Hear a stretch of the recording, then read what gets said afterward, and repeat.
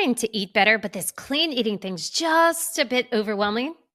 Maybe you just don't know what to cook, or you don't know how to find the clean product swaps at the grocery store. Well, I want to make this simple for you. You can get clean swaps and a anti-inflammatory recipe delivered to your inbox every Saturday by going to thelabelletter.com.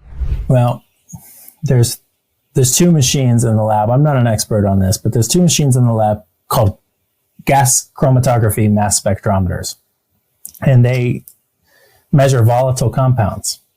Okay, so like if you smell a glass of wine and it smells like a leather couch or a leather glove or whatever, right? They share that leather couch and that glass of wine do generally share compounds that smell like those things, right? And there's thousands of compounds, and it's everything you smell and taste, almost like cooking, right? Like a spice cabinet. And so every ingredient has various degrees of compounds of various levels of intensity, and that's what makes things smell uniquely like them. Right? It's like cooking.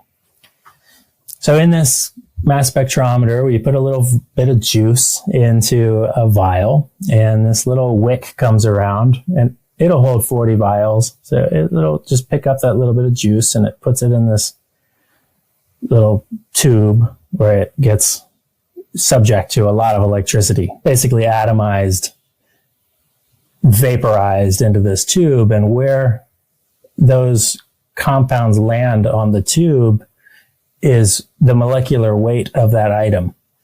Just like the periodic table, there's a little number on the corner of the periodic table. Those are the elements, right? And so that shows its molecular weight. And with that sensor and those results, it'll spit out a report that tells us what's in the ingredients. And I know there's from basils to watercress to spinach to carrots are, 600% higher in USDA averages on beta carotenes and vitamins. And there's another device that measures minerals. Now, just because it says it's 600% higher doesn't necessarily mean much, because the things we grow in grocery stores are nutritionally deplete and void, if that makes sense. There's nothing in a tomato that was harvested rock hard, green, degassed, and ripened, in a room. There's just nothing there. You should eat the box that it came in.